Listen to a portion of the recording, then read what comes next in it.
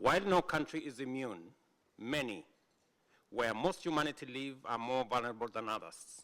The gravity of the situation has been highlighted by the 2024 Interagency Task Force on Financing Development, which has sounded the alarm bell on a looming sustainable development crisis, driven by financing challenges that jeopardize both the SDGs and climate action.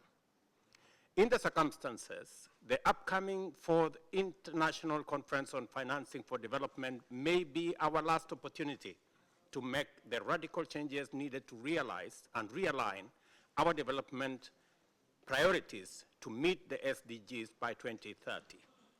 We must urgently close financing gaps, bridge international divides, and restore trust in multilateralism.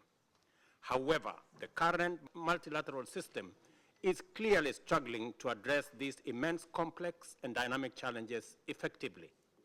As a member of the SDG Stimulus Leaders Group, which coordinates the mobilization of financial resources needed to accelerate global progress towards 2030 agenda.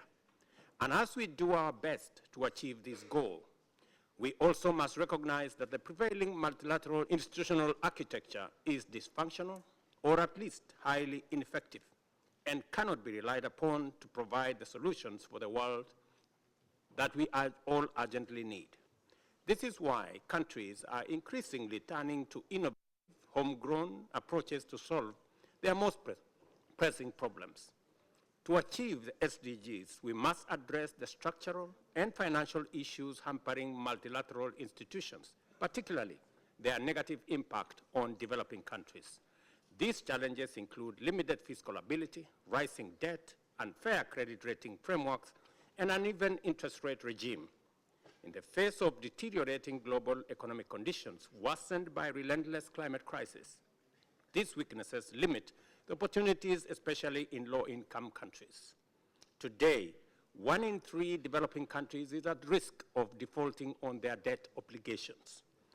The role of unfair and unjust global financial system is compounding economic crisis and deepening inequalities. Development financing is not keeping pace with the economic realities and urgent needs of the developing world. Consequently, the gap between developing world and developing nations continue to grow, creating a form of development apartheid. The Addis Ababa Action Agenda designed to address these challenges has lost momentum, with only 15% SDGs on track.